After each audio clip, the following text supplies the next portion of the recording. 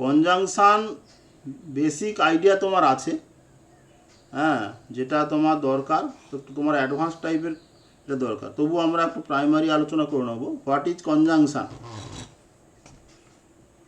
Answer দেওয়ার চেষ্টা করো। What is conjunction?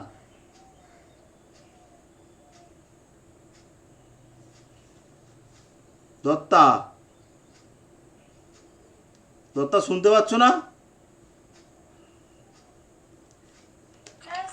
হ্যাঁ বলো, প্রাইমারি আলোচনা করা হচ্ছে। What is conjunction? Conjunctions are joining words, the words which join groups of words or sentences. এখানে একটা কথা বলা হয়নি, সেটা হচ্ছে গ্রুপ অবশ্য ঠিক আছে, words, groups of words. Groups of words means কি? ফ্রেজেস, ফ্রেজেস অ্যান্ড ক্লজেস, ঠিক কি না? আমার স্টুডেন্ট হিসাবে এই কনসেপশানে নিশ্চয়ই আছে। সেই যে পিরামিড অফ ল্যাঙ্গুয়েজটা আমি ব্যবহার করি, সেখানে যেটা দেখানো হয় যে সাউন্ড, লেটার, সিলেবেল, মনে পড়ছে? সাউন্ড, লেটার, সিলেবেল, তারপরে কি? সিলেবেলের চেয়ে বড় ইউনিট কি ভাষা? ওয়ার্ড। তারপরে হ্যাঁ, তারপরে সিম্পল সেন্টেন্স। শোনো, সিম্পল সেন্টেন্স।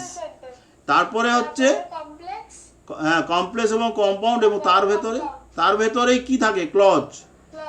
হ্যাঁ, তা সেই হিসাবে গ্রুপস অফ ওয়ার্ড কথার মধ্যে ঠিক আছে। তাহলে conjunctions is one type of word or parts of speech that are use to join words, groups of words or sentences. আর groups of words means phrase বা ক্লজ। কিছু এক্সাম্পল এখানে দেওয়া হয়েছে, দেখতে পাচ্ছ, এগুলো আমাদের প্রাইমারি কথা। এইবারে টাইপস অফ কনজাংশনস বা kinds of conjunctions. Conjunctions are of two kinds বা two types. One is coordinating conjunction and the subordinating conjunction. Coordinating conjunction, subordinating conjunction.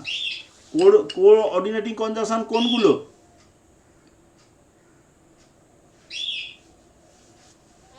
Coordinating conjunction কোনগুলো?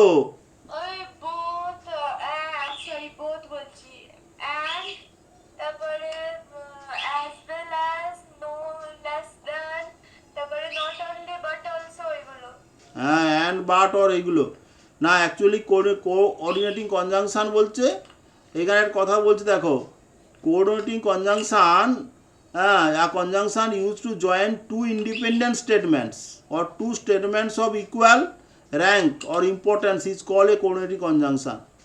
Coordinating means of equal rank. Coordinate অর্থাৎ subordinate নয়, coordinate. কো মানে সহ, অর্থাৎ equal rank. অর্থাৎ coordinate conjunction সেই সমস্ত স্টেটমেন্ট বা এক্সপ্রেশনকে যোগ করবে যারা হু আর অফ বা which are of same equal rank বা ইকুয়াল ইম্পর্টেন্স।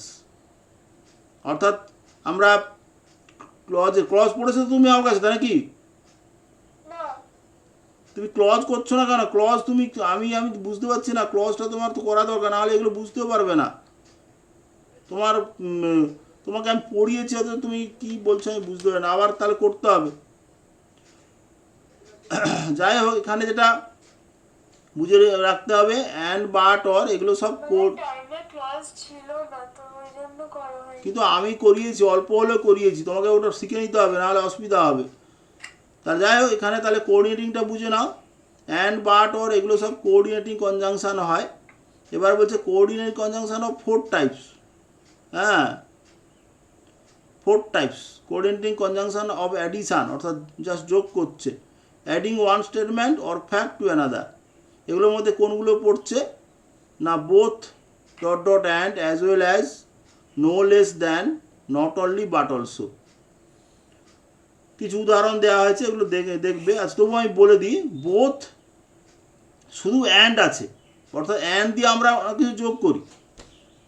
রাম অ্যান্ড শ্যাম, এখানে দুটো ওয়ার্ড যোগ করা হচ্ছে, ঠিক আছে? Both and, both Ram and his brother. হ্যাঁ, এখানে কি বোথের সঙ্গে সঙ্গে অ্যান্ড যোগ হচ্ছে, এগুলোকে অ্যাকচুয়ালি কোরিলেটিভ বলে। আবার অ্যাজ ওয়েল অ্যাজ, একটা এক্সপ্রেশান ফ্রেজ, যেটাও কিনা অ্যান্ডের মতোই, তবে একটু সামান্য ব্যবহার তফাৎ আছে। নো লেস দ্যান অর্থাৎ কম নয়, নট অনলি বাট অলসো, এটাও খুব ওয়াইডলি ইউজড কোঅর্ডিনেটিং কনজাংশন বা কোডলেটিভস বলা হচ্ছে। নট অনলি বাট অলসো ব্যবহার জানো তো? হ্যাঁ স্যার জানি।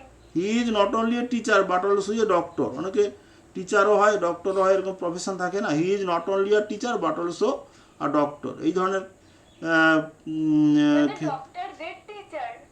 না না না, সেটা না, সেটা হতে পারে হয়তো, মানে ডক্টরদের টিচার সেটা হতে পারে, কিন্তু না, অনেকের মধ্যে স্যার প্রাইমারি স্কুলের টিচার আবার মানে ডক্টরও এরকম? হ্যাঁ, ডাক্তারি করেন। তাহলে একজন আচ্ছা। টিচার হচ্ছে তার মেন ধরো প্রফেশন হচ্ছে টিচিং। হ্যাঁ, হুম, সে একটা বাই প্রফেশন হিসাবে ডক্টর। হ্যাঁ, হয়তো তার পড়াশোনা ছিল, সে ডাক্তারি করে, তাহলে সেই জন্য not only teacher but also doctor. তুমি এই ধরনের আগে পাওনি? বিধানচন্দ্র রায় সম্পর্কে খুব বলা হয় এটা। হ্যাঁ হ্যাঁ Bidhan Chandra Roy was not only a politician but also a famous doctor. এগুলো প্রতিভাবান ব্যক্তি এরকম হয়, যাদের ক্ষমতা আছে, তারা একই সাথে একাধিক, কেউ একটাতেই ভালো করে পারে না, সে তারা একাধিক পারে, তাদের ভেতরে শক্তি আছে, ক্ষমতা আছে, সেজন্য পারে। সেই ধরনের ক্ষেত্রে নট অনলি, ধরো কেউ চাও খায়, কফিও খায়, হ্যাঁ, তো সেক্ষেত্রে ওরকম he drinks not only T but also coffee. অনেকে বলে না আমি শুধু চা খাবো, এরকম বলে, এই ধরনের ক্ষেত্রে এগুলো ব্যবহার হয়। তাহলে কোঅর্ডিনেটিং, তাহলে এটা অ্যাজ ওয়েল অ্যাজ বলা যায়, he eats coffee as well as tea. হ্যাঁ, ওটা বলা যায়। তবে অ্যাজ ওয়েল অ্যাজের ক্ষেত্রে একটা ব্যবহারের সময় তফাৎ হচ্ছে কি, যে তোমার ওই অ্যান্ড দিলে, ধরো অ্যান্ড দিয়ে দুটো ওয়ার্ড যোগ করেছো বা স্টেটমেন্ট যোগ করেছো, সেক্ষেত্রে কিন্তু ভার্বটা প্লুরাল হয়। হ্যাঁ, আর এর ক্ষেত্রে অ্যান্ডের অ্যাজ ওয়েল অ্যাজের ক্ষেত্রে কিন্তু এরকম হবে না। এই পরে আছে, দেখো পরে আছে, পরে পেজে বোথ হ্যান্ড ব্যবহার দেখাচ্ছে তো নাকি? হ্যাঁ হ্যাঁ, এইখানে দেখো এ হেজি হয়ে গেছে, বলছে she is both intelligent and hard working, বুদ্ধিমান এবং হার্ড ওয়ার্কিং। এগুলো বোথ অ্যান্ড, দুটো কোয়ালিটিকে অ্যাড করা হয়েছে, ইন্টেলিজেন্ট আর হার্ড ওয়ার্কিং। তো এরকম হয়, বোথ সঙ্গে সঙ্গে অ্যান্ড, বোথের পরে একটা থাকবে আর একটা অ্যান্ড থাকবে। এবার অ্যাজ ওয়েল অ্যাজের ক্ষেত্রে দেখ, যেটা বলছিলাম এক্ষুনি, হি as well as his brother is sincere. এখানে দেখো দুটো ওয়ার্ডকে বা ফ্রেজকে যোগ করা হয়েছে, একটা হচ্ছে ওয়ার্ড হি আর হিজ ফাদার।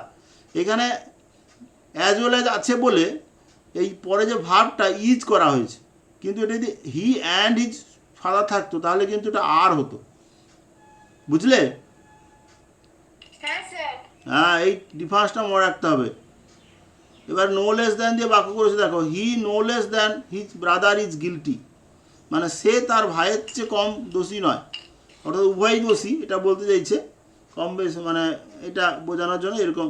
এবং লাস্ট পরে দেখো সেপারেটেড সেন্টেন্সগুলোকে দেওয়া হয়েছে, এগুলো একটু বুঝে নিতে হবে। তার নো লেসটা ঠিক না, মানে ইয়ে হলো না, কি? মানে he is no less than his brother is guilty.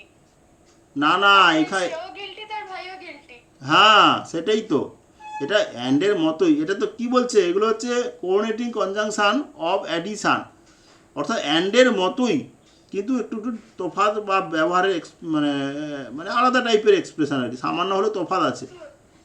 হ্যাঁ হ্যাঁ, এটা he and his brother is equally guilty, এটা বললেই চলতো, তো এটা না করে অন্যভাবেও বলা যায়, সেটা দেখাচ্ছে এখানে। আর ভাষার তো একটাই হয় না। এবারে দেখো, তারপরে আছে নট অনলি বাট অলসো, বলছি না ওখানে, যা আমরা যেটা বলেছি ওটা যথেষ্ট। He was giving not only a merit certificate but also handsome scholarship.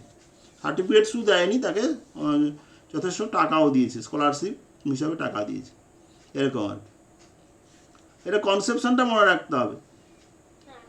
তারপরে এগুলো শোনো, এগুলো হায়ার ক্লাসে অর্থাৎ উঁচু ক্লাসে এগুলো কিন্তু বিশেষ আর মানে আলোচনা হয় না, কিন্তু এই নিচু ক্লাসে বুঝে নিতে হবে। এবার ওখানে শুধু এবারে জয়েনিংয়ের সময় বা ট্রান্সফরমেশনের সময় তখন আমাদের এগুলো ব্যবহার করতে হবে, সেই জন্য পরে ভুলে গেলেও তোমাকে এগুলো মনে রাখতে হবে ভালো করে। এবারে কোঅর্ডিনেটিং কনজাংশন অফ কন্ট্রাস্ট, অর্থাৎ যেগুলোতে বৈপরীত্য বোঝায়। কন্ট্রাস্ট কথাটা মানে জানো?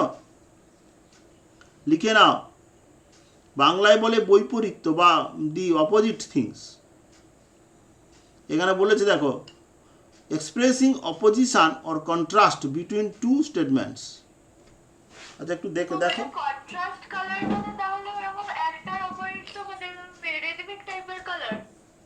রিদমিক বলা হয় না, যে সাদার বিপরীত যেমন কালো, হ্যাঁ, এটাকেই কন্ট্রাস্ট বলা হচ্ছে। তারা ধরুন একটা ড্রেসকে বলা হয় না, their dress has a natural contrast colour. হ্যাঁ ওটাই তো। মানে ওখানে কালারগুলো মানে অপোজিট অপোজিট করে ইউজ হ্যাঁ। করা হয়েছে। তবে একটা পার্টিকুলার কালার কন্ট্রাস্টিং কালার যে সবসময় মানে সবার ক্ষেত্রে এক হবে তা নয়, কিন্তু ব্ল্যাকের হোয়াইট যে হোয়াইট, ব্ল্যাকের কন্ট্রাস্টিং কালার যে হোয়াইট, এটা তো কোনো সন্দেহ নেই না। না, তারপরে কালারের যে পাশাপাশি অবস্থানের উপরে কন্ট্রাস্টটা নির্ভর করছে আর কি, মানে একটার উপস্থিতিতে আর একটাকে বেশি প্রমিনেন্ট মনে হয়, that is also call contrast. পরে আমি 1 মিনিট একটু আসতে পারছি।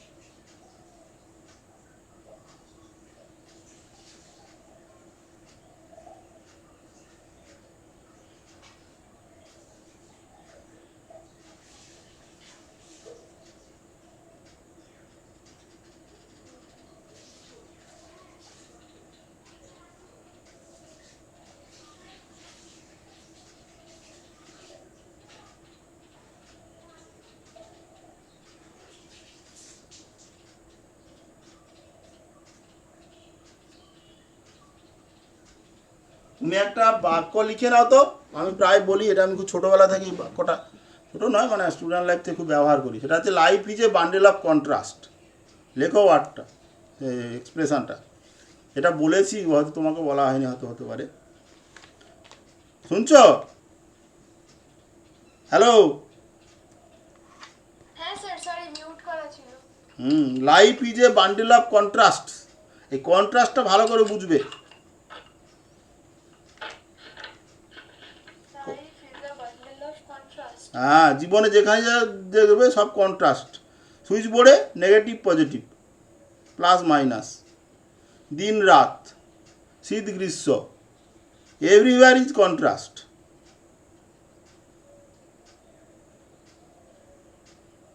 কন্ট্রাস্ট অর কনফ্লিক্ট অনেক সময় বলা হয়। Contrast or conflict is the basic feature of human life. আর একটা কথা লিখে রাখো, এগুলো খুব বেসিক ট্রুথস অফ লাইফ, বলে জানা সবসময় দরকার। লিখেছো life is a bundle of contrast? হ্যাঁ, হ্যাঁ, কে বলেছে এটা? জানি। এনসি রাউত। লিখে রাখো। ও, আর একটা লেখো, এটা খুব ভালো কথা। Conflict is the soul of drama. Conflict, CONFLICT, conflict is the soul of drama. Sure? Conflict, CONFLICT, conflict, CONFLICT, conflict is the soul of soul. বানান কি লিখেছো? SOUL। হ্যাঁ, আত্মা না, soul. Conflict is the soul of drama. এই যে আমরা নাটক দেখি, হ্যাঁ, সিরিয়াল দেখি, সব জায়গায় দেখবে একটা না একটা কন্ট্রাস্ট, কনফ্লিক্টকে দেখানো হচ্ছে, অর্থাৎ দুটো ক্যারেক্টারের মধ্যে হ্যাঁ একটা দ্বন্দ্ব, একটা মানে টেনশান তৈরি করা হচ্ছে।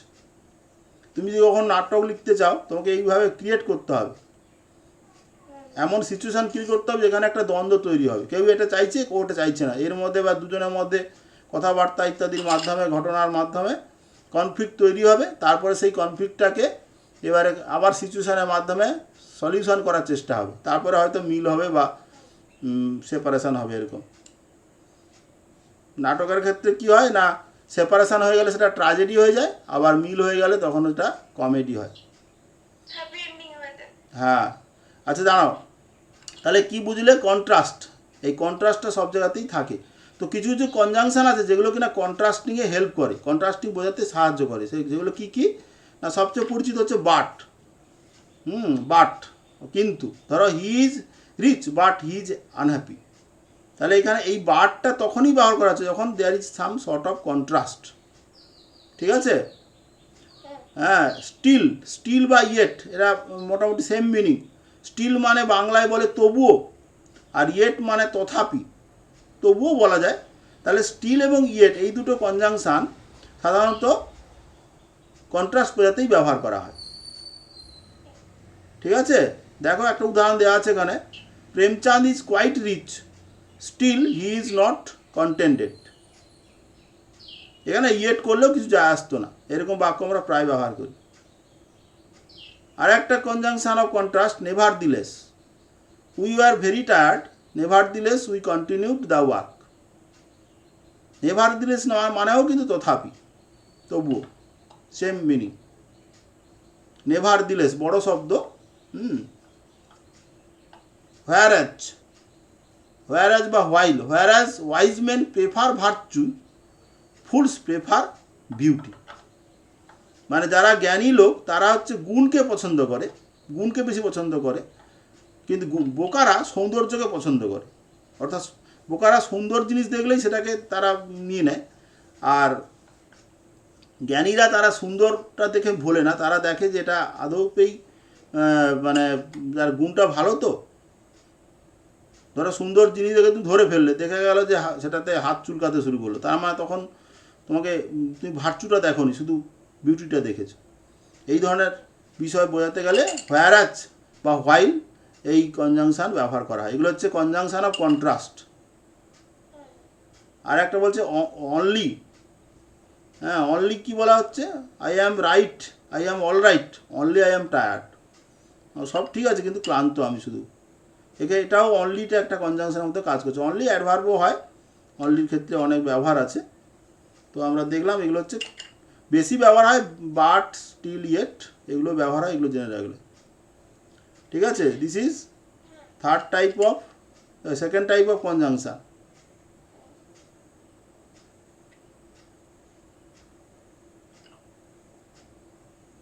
হু হু করলে হবে না, এগুলো ভালো করে মাথার মধ্যে ঢোকাতে হবে, নাহলে এগুলো এমনি এমনি হয় না। ও এখন মনে হয় হ্যাঁ হয়, কিন্তু ব্যবহারের সময় দেখা গেলে কনফিউশন তৈরি হচ্ছে। তারপর কি আছে? Contrast, coordinating conjunction of choice, অর্থাৎ পছন্দ, expressing a choice between two alternatives. হ্যাঁ, অর্থাৎ যখন বিকল্প আছে, অল্টারনেটিভসকে বাংলায় বলে বিকল্প। কিছু কিছু কনজাংশন আছে যেগুলো দ্বারা বিকল্পকে বোঝানো হয়, এটা না হলে ওটা। হ্যাঁ, this type of conjunction is widely used in English grammar. তার মধ্যে সবচেয়ে পরিচিত হচ্ছে আইদার অর, তার নেগেটিভ নাইদার নর, আদারওয়াইজ। হ্যাঁ, আর একটা কি বলছে? সিন্স বোধহয় নাকি, ওটা কি লাস্টে এটা কি আছে? এলস, এলস, হ্যাঁ এলস। হ্যাঁ, তাহলে আইদার অর নাইদার নর, অনেকে ইদার অর নিদার নর বলে। তো যাই হোক, এই ধরনের কনজাংশন আমরা প্রায়, কনজাংশন বা কোরিলেটিভস বলে, এগুলো প্রায় ব্যবহার হয়। আইদার অর কথাটা দ্বারা হয় এটা না হলে ওটা, অর্থাৎ দুটোর মধ্যে যে কোনো একটাকে বোঝানো হয়। আর নিদার নর বা নাইদার নরের দ্বারা কোনোটাই না বোঝানো হয়। আদারওয়াইজকে বাংলায় বলে অন্যথায়, হয় তুমি পড়ো না হলে পড়া ছেড়ে দাও, এরকম। Hurry up otherwise you will be late for school, তাড়াতাড়ি করো না হলে তোমার স্কুলে দেরি হয়ে যাবে। তার মানে হ্যাঁ, হয় তাড়াতাড়ি করো না হলে স্কুলে দেরি করো, যে কোনো একটা তোমার করতে হবে। বলো। সাধারণত কনক্লুশন অর্থেই বোঝানো হয়। দেয়ার ফোর, সো, এগুলো হচ্ছে ফোর্থ টাইপ অফ কনজাংশন। ঠিক আছে, ওই পর্যন্ত থাকলো। তো আজকের মতো ক্লাস ছাড়ছি।